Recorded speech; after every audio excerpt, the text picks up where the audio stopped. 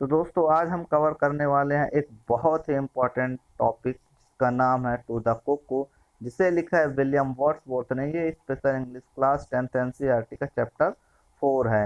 ये exam point of view से देखा जाए तो काफ़ी इम्पोर्टेंट है, और यदि आप बाद में बीए करेंगे तो उस हिसाब से भी ये जो पोएट हैं विलियम वर्ड्सवर्थ, इनकी पोएम्स भी काफ़ी इम्पोर्टेंट है। तो विलियम वर्ड्सवर्थ एक नेचर लवर माने जाते हैं। वो ज़्यादातर अपनी पोयम नेचर पर ही लिखते हैं। ठीक है दोस्तों। तो इस पोयम में उन्होंने कुक्कू के लिए कुछ बोला है ना। और वो क्या एड्रेस करते हैं यही हम इस पोयम में पढ़ेंगे। तो अब देखते हैं अपनी फर्स्ट लाइन क्या है। So our very first line is, O bless new comer. Bless का मतलब है प्रसन्न चित्त, जो एकदम खुश है, कोई टेंशन नहीं है।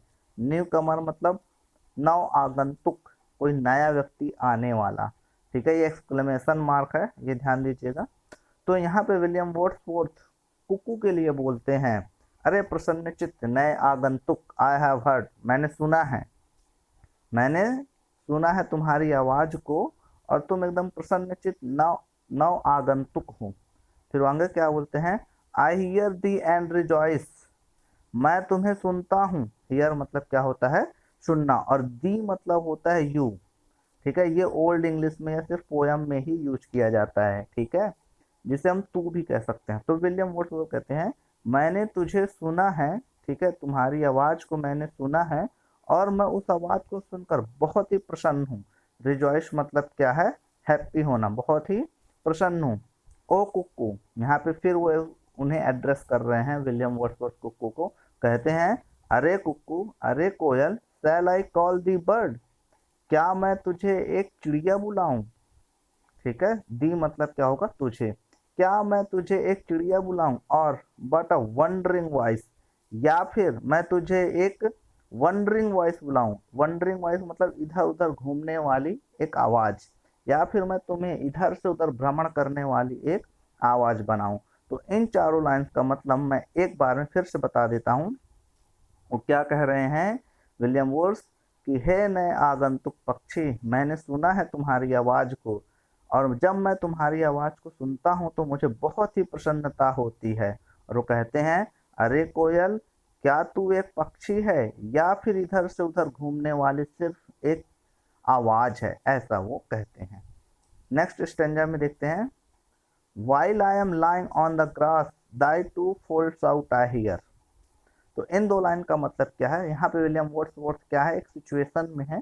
वो एक ग्राउंड पे लेटे हुए हैं। ठीक है, एक मैदान में लेटे हुए हैं, और वो कहते हैं कि हालांकि मैं तो मैदान में, ठीक है, घास के ऊपर लेटा हुआ हूँ, और मुझे ये तुम्हारी आवाज़ जो है दो गुनी सुनाई देती है, क्योंकि वहाँ पे आसपास काफ़ी पहाड़ हैं, तो उसकी आवाज़ एक पहाड़ से दूसरे पहाड़ से टकराती है, और उसकी गूंज सुनाई देती है। तो वही विलियम वर्ड्स कहते हैं कि मैं घास पर मैदान में लेटा हुआ हूँ, और मुझे तुम्हारी आवाज दो गुनी सुनाई देती है। हियर मतलब क्या होता है, सुनना। From hill to hill it seems to pass at once far and near. फिर वहां कहते हैं, ये जो तेरी आवाज है कोयल, वो मुझे एक पहाड़ से दूसरे पहाड़ की ओर जाती हुई प्रतीत होती है।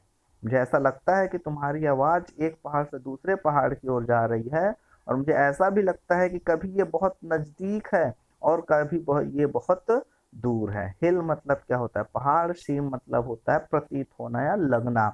ठीक है, फॉर मतलब होता है दूर। ठीक है, नियर मतलब होता है पास। एफ ओ आर मतलब होता है के लिए, और एफ ए आर मतलब होता है दूर। ठीक है दोस्तों, नेक्स्ट लाइन में देखते हैं अपना क्या है। थर्ड स्टैंजा है, the babbling only to the vale of sunshine and of flowers, thou brightest on to me a tale of visionary hours.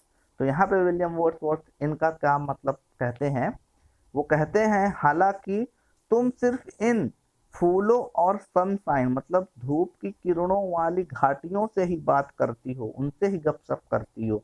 Label मतलब होता है गपशप करना, एक प्रकार से बड़बड़ाना जो किसी को समझ में ना आए। ठीक है, तो कहते हैं, हालांकि तुम तो, ठीक है, फूलों से लदी हुई और सनशाइन जिसमें सूर्य की बहुत सारी किरणें, उस घाटी से तुम सिर्फ बातचीत करती हो, लेकिन फिर भी thou bringest on to me a tale, लेकिन फिर भी तुम्हारी ये बातें सुन करके मुझे एक कहानी की याद आती है, जो बहुत पुरानी है, काफ़ी समय पहले की। तो वो क्या कहानी है देखते हैं नेक्स्ट स्टैंजा में। तो नेक्स्ट स्टैंजा में कहते हैं, thrice welcome darling of the spring, even yet thou art to me no bird but an invisible thing, a voice a mystery. तो यहाँ पे विलियम वर्ड्सवर्थ क्या कहते हैं कि तुम ये स्प्रिंग का जो मौसम है तुम उसके लिए बहुत प्रिय हो, और मैं तुम्हारा 3 बार स्वागत करता हूँ। थ्राइस मतलब 3 बार। Even yet thou art to me no bird, हालांकि मुझे अभी तक ये नहीं पता है कि तुम एक चिड़िया हो या क्या हो, ठीक है। ये आर्ट एक आर की तरह है, ARE, बट लेकिन एन इनविजुअल थिंग, लेकिन तुम एक अदृश्य सी चीज हो। थिंग मतलब चीज या वस्तु, इनविजुअल मतलब अदृश्य। तुम मेरे लिए एक अदृश्य सी वस्तु हो, एक आवाज हो, एक रहस्य हो, ऐसा वो उस बर्ड के लिए विलियम वर्ड्सवर्थ यहाँ पे कहते हैं, ठीक है।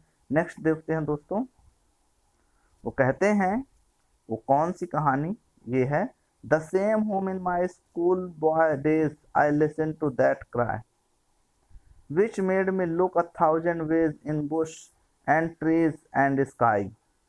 वो कहते हैं ये वही आवाज है, ये जो आवाज वो सुनते हैं, ये कहते हैं ये वही आवाज है जब मैं स्कूल जाया करता था। तो उन स्कूल के दिनों में जो मैं आवाज सुना करता था, ये बिल्कुल वही आवाज है, ठीक है। और उसके बाद इस आवाज को सुनने के बाद ही क्या हुआ करता था, मैं सैकड़ों बार, हजारों बार, ठीक है, झाड़ियों में, पेड़ों में, आसमानों में उस आवाज को ढूंढा करता था कि ये आवाज आखिर आ कहाँ से रही है। ओके दोस्तों, नेक्स्ट देखते हैं क्या है। हाँ, तो आगे स्टैंजा में विलियम वर्ड्सवर्थ क्या कहते हैं दोस्तों, वो देखते हैं। वो कहते हैं, to seek thee did I often rove. वो कहते हैं तेरी तलाश करने के लिए, तुझे ढूंढने के लिए, दी मतलब तुझे या तुम्हें।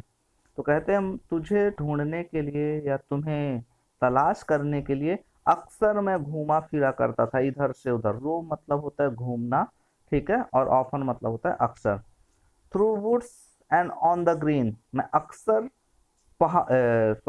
जंगलों में और मैदानों में मैं तुम्हें ढूंढा करता था। वुड का प्लूरल यदि वुड्स होता है तो उसका मतलब जंगल होता है, okay. And thou wert still a hope a love still longed for never seen. फिर वो आगे क्या कह रहे हैं देखते हैं। वो कह रहे हैं कि मैं तुम्हें जंगलों और मैदानों में तो ढूंढता था, लेकिन फिर भी तुम मेरे लिए सिर्फ एक उम्मीद ही थी, तुम मेरे लिए सिर्फ एक प्रेम ही थी, ऐसा वो कहते हैं। और वो कहते हैं अभी भी मेरी इच्छा है तुम्हें देख लेने की। वो तब भी उसे देख नहीं पाए थे, और वो कहते हैं आज मेरी अभिलाषा है, ये इच्छा है कि मैं तुम्हें देख लूं, क्योंकि मैंने तुम्हें पहले कभी नहीं देखा है, आज तक नहीं देखा है, ठीक है। नेक्स्ट वो क्या कह रहे हैं, नेक्स्ट स्टैंजा में देखते हैं। वो कह रहे हैं, and I can listen to thee yet can I lie upon the plain and listen till I do beget that golden time again. कहते हैं मैं अभी भी यहाँ पर क्या कर सकता हूँ, तुम्हारी आवाज को सुन सकता हूँ, और अभी भी मैं इस समतल जमीन पे, ठीक है, लेट सकता हूँ और तुम्हें सुन सकता हूँ, और तब तक मैं ऐसा कर सकता हूँ कि वो वापस से गोल्डन टाइम आ जाए, ठीक है। ऐसा वो सोच कह रहे हैं कि मैं ऐसा फिर से करूँगा, लेट जाऊँगा और तुम्हारी आवाज़ को सुनूंगा, ठीक है, और उस गोल्डन टाइम को मैं याद करूँगा, ऐसा विलियम वर्ड्सवर्थ कहते हैं। नेक्स्ट देखते हैं वो क्या है। O blessed bird, the earth we pace again appears to be an unsubstantial fairy place that is fit home for thee। वो कहते हैं हे ब्लेस्ड बर्ड, ठीक है, वो कहते हैं कुकू को, हे blessed bird, the earth we pace, ये जमीन, ये भूमि जहाँ पे हम चलते हैं, कदम रखते हैं, जहाँ पे हम रहते हैं, ये हमें एक तुच्छ सी जान पड़ती है, ये हमें तुच्छ सी जान पड़ती है। और जब तुम यहाँ पे कुछ आ जाती हो, गाती हो, आवाज निकालती हो, तो ये हमें परिस्ता जैसे लगता है। फेयरी मतलब होता है ऐसा प्लेस जहाँ पे परी रहती हूँ, उसे हम बोलते हैं परिस्ता। That is fit home for thee, और यही तुम्हारे लिए एक बढ़िया जगह है रहने के लिए। तो दोस्तों यहाँ पे ये पोयम खत्म होती है। ओके दोस्तों, थैंक यू।